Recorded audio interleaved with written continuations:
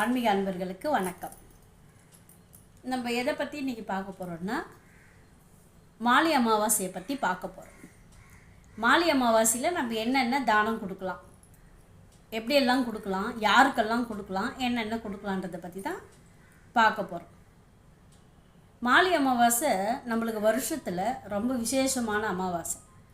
அந்த ஒரு அமாவாசையில் நம்ம பித்ருக்களுக்கு படையல் போட்டு நம்ம அவங்கள வணங்கி காக்காய்க்கு நம்ம சாப்பாடு வச்சோம்னாலே நம்ம வருஷம் ஃபுல்லாக அமாவாசை கும்பிட்டதுக்கு சமம்.